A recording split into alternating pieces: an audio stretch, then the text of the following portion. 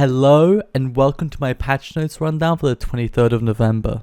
I'm very excited to talk about today's update. So without further ado, let's get right into it. All combat abilities have been rewritten for clarity, and all of them now follow a bullet-pointed template. This is a great step in the right direction, helping the game move towards being more comprehensive for new and upcoming players. I'm not going to spend any time correcting any of the tooltips, as Chipapa has a really detailed thread on Reddit, including a comment from Shadowfox covering pretty much everything that I'll leave in the description if anyone is interested. However, one feature that I would want more than anything is for modifiers like perks to retroactively change the numbers on the tooltips. Imagine if you equipped a weapon with Precise 6. And it modified the minimum ability damage of all applicable ability tooltips. It gives players the needed information and automated calculations that even most existing players have a difficult time grasping. One problem I encountered is that bleed abilities are shown in individual damage, whereas channeled abilities are shown in total damage, which creates an unnecessary inconsistency. I believe the most appropriate format would be to show total ability damage, for the main reason that if you're deciding to cancel your channel ability early, you're probably not relying on the tooltips for information.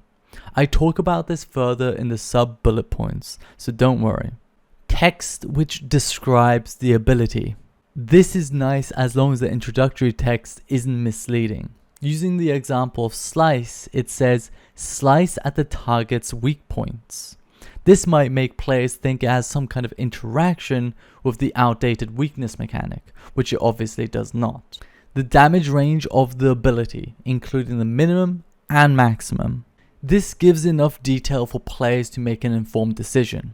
However, for anyone using these tooltips rather than the third-party guide on Discord or YouTube, the ranges and uneven numbers would be too overwhelming to try and solve a suitable rotation for themselves. The only idea I could think of, even though it's not a realistic solution, is by averaging the range, removing the arbitrary percentage, and making the numbers even while keeping the ratios the same. Unfortunately, this isn't possible without slightly adjusting some of the damage numbers of certain abilities to match the required even ratios, which for me outweighs the pros. Whether the ability is a channeled attack or damage over time.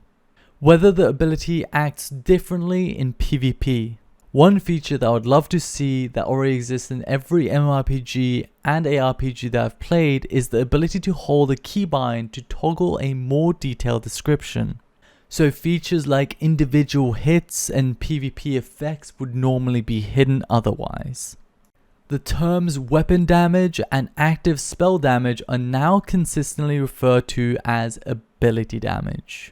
Ability durations are now shown in exact seconds to account for game ticks. I think this is the first time they've endorsed the tick system into one of their major guide systems. And again, I think this is a huge step in the right direction. I've always wanted JX to educate players on the tick system, since it's one of the core features that makes RuneScape the niche game it is. Keywords such as effects and values are highlighted in white text. All combat abilities now have an icon showing whether they are single target, multi-target, self-target, or area of effect. The Asylum Surgeon's Ring and the Relentless Invention perk cooldowns now appear on the debuff bar. Yes, as a lot of people might have not known, these effects do have a cooldown, a 30-second cooldown. This just proves how much key information is missing from the game. A new primal extract has been added which allows you to turn enhanced replenishment potions into adrenaline renewal potions. The enhanced replenishment was released before the adrenaline renewal, it uses similar ingredients, it's untradeable, and it's a direct upgrade for almost every situation, so it makes complete sense that this was added. Godbooks and Erthor's Grimoire now toggle off upon death while the Ring of Death is equipped. Eldritch Crossbow and Zara's Godsword can now be activated without a target.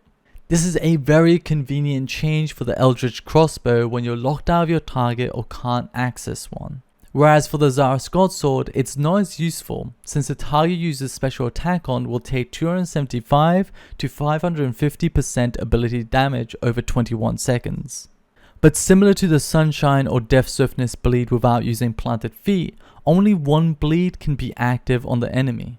The Essence of Finality amulets can now be dyed different colors. I tweeted an idea a while back on the Essence of Finality, which I'll put up on screen. I'd love to hear what you guys think. This is a decent fix, but I think it will become problematic in the long run as more special attacks and high level weapons get added.